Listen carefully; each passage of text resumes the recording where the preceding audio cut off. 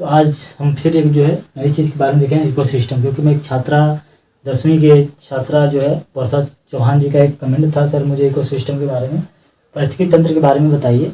तो आज हम लोग इसी को लेके चलेंगे, पारिस्थितिकी तंत्र क्या होता है। ठीक है, पारिस्थितिकी तंत्र पहले हम जानेंगे। पारिस्थितिकी तंत्र जो होता है इकोसिस्टम कहलाता है। इसमें क्या होता है इकोसिस्टम में, कि कौन सा जानवर किस पे निर्भर होता है, एक जन्म से लेकर मृत्यु तक, मतलब किस प्रकार से किन किन गतियों से गुजरता है, ये सारी चीज़ों को हम जानेंगे। इकोसिस्टम यानी कौन सा जीव किस पे निर्भर होता है, ये इकोसिस्टम के माध्यम से हमको चलेगा। ठीक है, एक परिस्थिति दो भागों में बटा, परिस्थिति एवं पारिस्थितिकी तंत्र दो भाग होते हैं। परिस्थिति के जनक जो होते हैं अर्नेस्ट हैकल हैं, और पारिस्थितिकी तंत्र के जनक जो हैं ए.जी. टासले हैं। समझने की बात क्या है दोस्तों, इतना बात ध्यान रखें। पारिस्थितिकी जनक अर्नेस्ट हैकल और पारिस्थितिकी तंत्र के जनक ए.जी. टासले। परिस्थिति को दो भागों में बांटा गया है, इन दोनों को जैविक और अजैविक। ठीक है, जैविक का मतलब ये होता है कि इसमें केवल जीव आते हैं, वह निवास स्थान जिसमें आवास, इसमें केवल जीव जंतु पाए जाते हो, निवास करते हो, आवास हो, उसको हम जैविक कहते हैं। अजैविक हम उसे कहते हैं कि वह आवास स्थान जहाँ निर्जीव लोग पाए जाते, निर्जीव वस्तुएं, निर्जीव जो चीज़ पाई जाती हैं, उसको हम क्या कहते हैं, अजैविक कहते हैं। सुना गया। तो अजैविक जो होता है, अजैविक को तीन भागों में बांटते हैं, कार्बनिक, अकार्बनिक और भौतिक घटक। वही जो होता है जैविक को हम तीन भागों में बांटते हैं, उत्पादक, उपभोक्ता और अपघटक। ठीक है, बस नहीं। उत्पादक का मतलब क्या होता है, उत्पादक का मतलब होता है कि वह पेड़ पौधे या पादप जो सूर्य के प्रकाश से सूर्य के प्रकाश को जो है ग्रहण करके अपना भोजन बनाते हैं, उसको हम क्या कहते हैं, वो उत्पादक में आते हैं। जैसे पेड़ पौधे हो गए, घास फूस हो गए, सारी चीज़ क्या है, प्रकाश संश्लेषण द्वारा जो होता है ये अपना भोजन ग्रहण करते हैं। पेड़ पौधे हो गए, ठीक है, घास तो आदि चीज़ें जो होती हैं। इसमें के बाद आगे उपभोक्ता होता है। उपभोक्ता के बाद हम देख लेते हैं अपघटक। अपघटक में क्या होता है, जैसे हमने उत्पादक में बताया आपको, जो है प्रकाश संश्लेषण द्वारा क्रिया करके जो अपना भोजन ग्रहण करते हैं।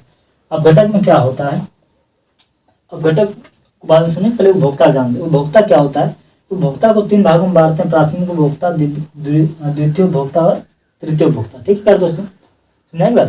प्राथमिक उपभोक्ता क्या है, जिसमें प्राथमिक उपभोक्ता में कौन आते हैं, शाकाहारी आते हैं। द्वितीय उपभोक्ता में कौन आते हैं, मांसाहारी आते हैं। और तृतीय उपभोक्ता में कौन आते हैं, सर्वाहारी आते हैं। इतनी बात सुनिए। शाकाहारी जैसे हो गया गाय, हिरण आदि, जो केवल क्या करते हैं, घास पत्तियां खाते हैं। लिखा हुआ है ना, जो केवल घास पत्तियां खाते, घास फूस वगैरह खाते हैं, पेड़ पौधे की पत्तियां खाते हैं, ये क्या होते हैं, गाय हो गया, हिरण हो गया, और ये बहुत से जानवर ऐसे हैं, इनको हम क्या कहेंगे, शाकाहारी, यानी कि प्राथमिक उपभोक्ता में रखेंगे। द्वितीय उपभोक्ता में क्या है, मांसाहारी होते हैं, जिसमें जैसे बाघ हो गया, बांज हो गया आदि, यानी कि जो केवल मांस पे निर्भर होते हैं, मांस खाते हैं। जैसे शेर, बाघ हो गए, जो बांज हो गया, केवल शिकार पे निर्भर करते हैं, एक दूसरे के जो होता है मारकर उन्हें खाते हैं। जो केवल मांस खाते हैं, मांस पर निर्भर होते हैं, उनको हम कहा रहते हैं मांसाहारी को। द्वितीय उपभोक्ता में रहते हैं। तृतीय उपभोक्ता में क्या होते हैं, सर्वाहारी आते हैं, जैसे कुत्ता, बिल्ली आदि। इसमें मानव भी आते हैं। इसमें कहने का मतलब जो दोनों खाते हैं। इसमें जो होता है, मतलब मानव तो घास फूस नहीं खाते, अर्थात कहने का मतलब है कि हम लोग अनाज भी खाते हैं, मतलब घास फूस का भाजी बना के खाते हैं, ऐसा नहीं है। वो सारी चीज़ क्या करते हैं, इसमें मानव भी आ जाएगा, जो दोनों खाते हों। ठीक है, इसमें अगर हम इसमें रखेंगे, प्राथमिक उपभोक्ता में रहेंगे, तभी मानव घास फूस तो हमेशा खाएगा नहीं। दूसरी चीज़, द्वितीय उपभोक्ता में अगर हम चले जाएँ, तो इसमें केवल हम जो था मांस, तो अगर हम मांस पे खाकर तो व्यक्ति जीवित नहीं रह सकते। पहले के लोग रहते थे, अब के लोग नहीं रहते। सर्वाहारी में क्या, सर्वाहारी में हम रह लेंगे, क्योंकि हम जो होता है, और इसमें जो कुत्ता बिल्ली हो गए, मानव भी हो सकता है, वो सब चीज़ खाता रहता है, सर्वाहारी होता है, जो दोनों खाते हैं। नहीं बात। इसमें शाकाहारी होते हैं, जैसे होते हैं ना, बहुत लोग होते हैं कि हम शाकाहारी, हम वगैरह नहीं खाते, ये चीज़ नहीं खाते, भाई वो भी आते हैं, ऐसा ऐसी बात नहीं। इसमें शाकाहारी कहने का मतलब है कि नहीं, ये नहीं है कि जो केवल घास फूस वगैरह खाते हैं वही होते हैं शाकाहारी। शाकाहारी में ये नहीं है। शाकाहारी में जो मांस वगैरह नहीं खाते हैं, ना मीट मछली, उनको भी हम शाकाहारी में रख सकते हैं। समझाइए इतनी चीज़ें। तृतीय उपभोक्ता में क्या है कि सर्वाहारी आते हैं, जैसे कुत्ता, बिल्ली आदि चीज़ों का, जो दोनों खाते हैं। इतनी बात समझाई। अजैविक को देखते हैं कि अजैविक का मतलब क्या होता है। जैसे आपको बताया कि जिसमें केवल निर्जीव वस्तुएं आती हैं। समझे भाई। तो इसको तीन भागों में रखते हैं, एक तो कार्बनिक, दूसरा अकार्बनिक, और तीसरा भौतिक घटक। ठीक है ना, भौतिक घटक।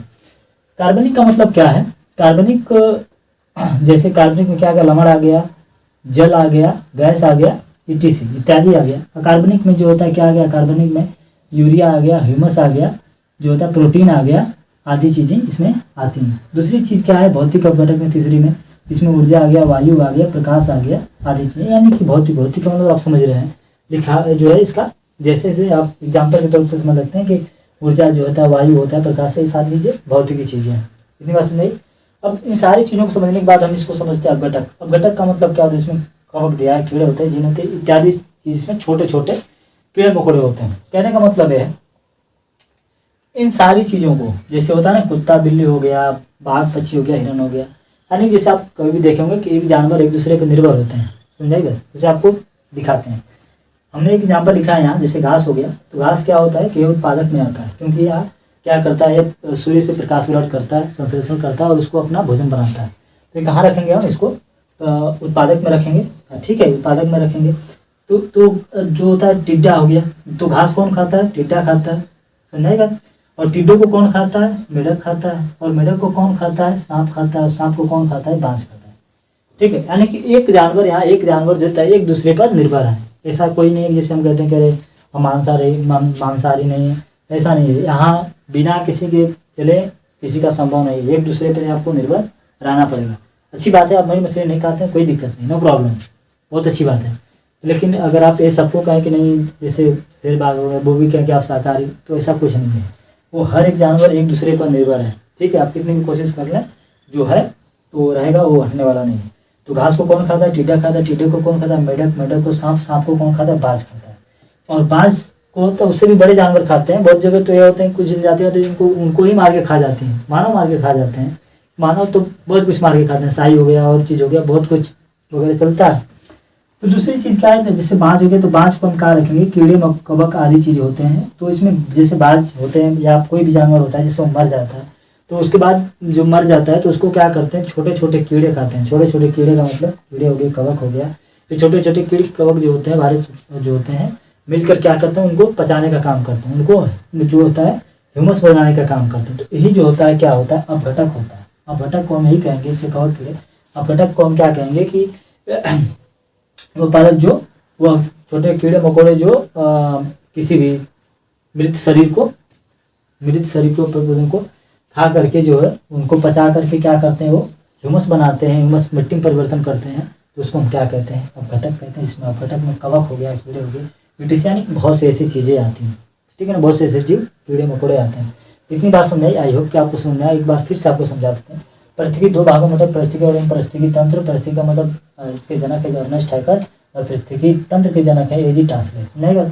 इसको दो भागों में बांटता है, जैविक और जैविक। इन सारे सिस्टम को मिलाकर हम एक ही सिस्टम बनाते हैं। पूरा क्या है, एक पूरे क्या है, इको सिस्टम होता है, ठीक है ना, इको सिस्टम कहलाता है, ठीक है ना। और इसमें लिखिए, इसमें थोड़ी मेरी हैंड राइटिंग थोड़ी वीक है, तो इसके माध्यम से आप, मेरे बोलने के माध्यम से आप समझ सकते हैं।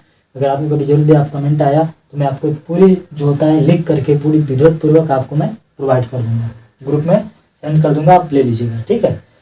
इतना बात खाली समझिए। आपको इतना मतलब समझाया कि जैविक अजैविक दो भागों में बांटते हैं। इसमें केवल जैविक में केवल सजीव जो होता है, जो जिसमें जीव पाए जाते हैं, जीव निवास करते हैं, उसको जीव कहते हैं। अजीव अजैविक में क्या करते हैं, निर्जीव लोग इसमें निवास करते हैं, ठीक है। निवास करने का मतलब अर्थात है, इसमें जो होता है आवाज़, इसमें सारी चीज़, जैसे सारी चीज़ें हैं, ऐसा तो है नहीं कि ऐसा जितना हमने एग्जाम्पल में लिखा है सब में किसी में जीव पाया जाता है, ऐसा कुछ नहीं। ये सारे निर्जीव हैं, जितने बाकी हमने बताया है आपको, ये सारे क्या है कि इस पर निर्भर करते हैं, जैविक पर निर्भर करते हैं और जीवन पर निर्भर करते हैं, इसमें जीव पाए जाते हैं, ठीक है। ये सारी चीज़ें समझ आई हो तो बहुत अच्छी बात है। और ऐसे ही आप आगे पढ़ते रहिए, और बाकी जो समझाने हैं आप मुझसे कमेंट करें, मैं आपको और अच्छे से बताने का काम करूँगा।